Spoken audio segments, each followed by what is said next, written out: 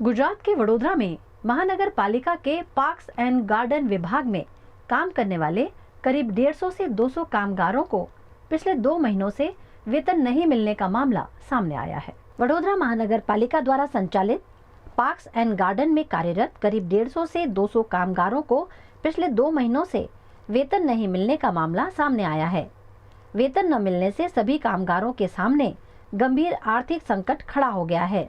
जानकारी के मुताबिक पार्क्स एंड गार्डन विभाग में हेल्पर और माली के रूप में कार्यरत ये कर्मचारी आज न्याय की मांग को लेकर नगर निगम प्रशासन के समक्ष पहुंचे और अपनी समस्याएं रखीं।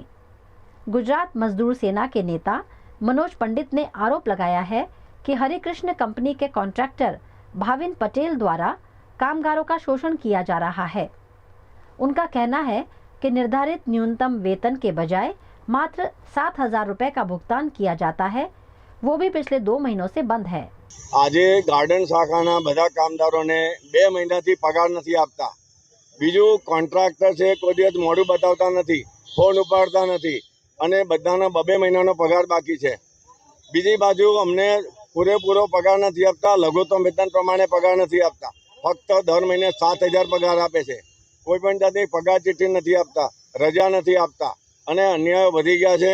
એટલે અમે રજૂઆત કરવા કમિશનર સાહેબ પાસે આવ્યા છે અને જાપા પર અમે નારેબાજી કરી રહ્યા છે। કોઈ સાંભળતું નથી અને પોલીસવાળા અંદર જવા દેતા નથી।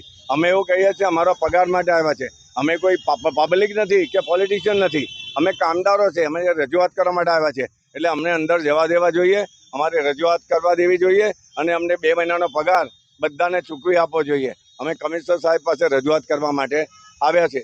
અમારી તકલીફ છે 2 મહિના से અમારો પગાર નહીં આવ્યો, અમને વેતન કાયદા પ્રમાણે વેતન મળતું નહીં અને 7,000 પગાર આપે છે, પીએફ બે કશું કાપતા નહીં આ લોકો અને શોષણ કર્યા કરે છે અને રોજંદારી બી નહીં કરતા અને કોન્ટ્રાક્ટમાં અમને લોકો રાખે છે।